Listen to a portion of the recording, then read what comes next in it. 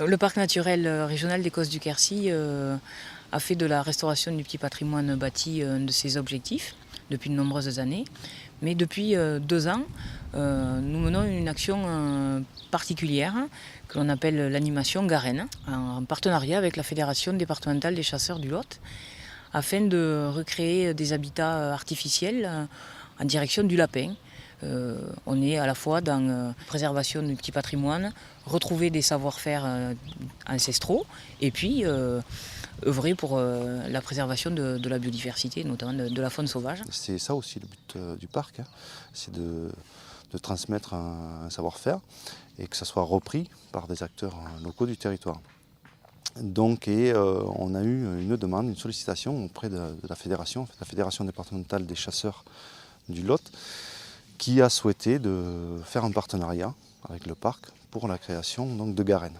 Le parc a pas mal cherché à comprendre, connaître et essayer de retracer un peu l'historique de ces Garennes, mais aussi après, au niveau du bâti, plutôt technique, savoir comment on bâtissait ces Garennes-là.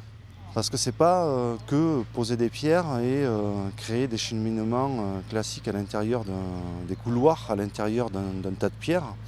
C'est réellement bâtir proprement et le plus consciencieusement possible la pierre afin que ça se pérennise dans le temps.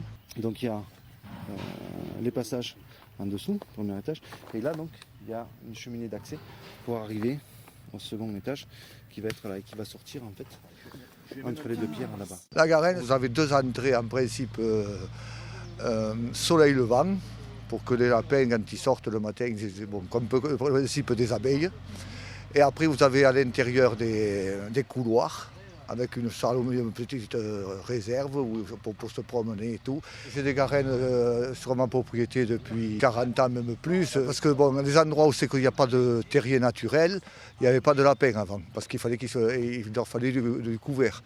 On les reprend à des endroits qui sont trop nombreux ou à côté des maisons, et on les réintroduit ici, sur des Garennes qui ont été créées en pierre. Les sites en fait ont été trouvés par les chasseurs de la commune et donc il faut qu'il y ait quand même un habitat propice aux lapins, c'est-à-dire des parties de pelouse sèche avec pâture de brebis et des zones de couvert, donc afin de favoriser le développement du lapin. Donc comme ça ils ont le gîte et le couvert.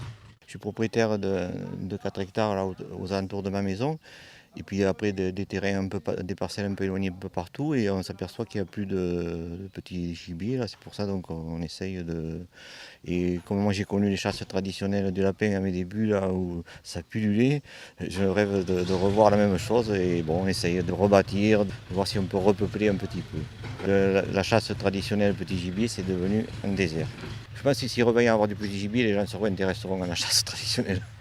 Bon, après, on va essayer de relâcher et puis là, de réguler les prédateurs et puis d'entretenir un peu la pelouse autour, faire des cultures à gibier. Une fois que ces Garennes sont bâties, il y a la mise en réserve pendant 5 ans autour de la Garenne, parce que bien sûr on ne veut pas quand même qu'il y ait de chasse après avoir lâché les lapins, et un suivi ensuite pour se rendre compte un peu de l'évolution des populations.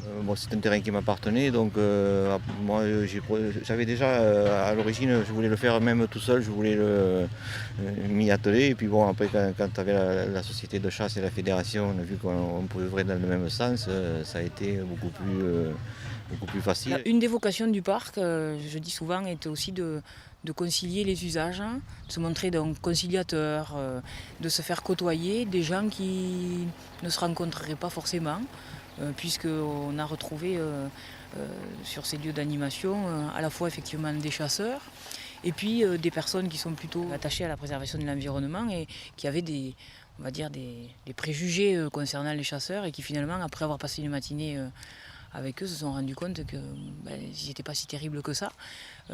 C'est ça aussi, puisqu'on a besoin de tout le monde sur ce territoire. C'est un territoire à vivre. Je pense que chacun doit pouvoir y trouver sa place. Et quoi de mieux que de mener des actions qui vont permettre aux gens de se rencontrer pour faire tomber les préjugés. On est vraiment pleinement dans notre rôle. Le fait de mener ensemble, d'impulser, voilà, une dynamique, ça va permettre aussi je pense, de faire se perdurer certaines actions sur le territoire, ce qui est important pour nous.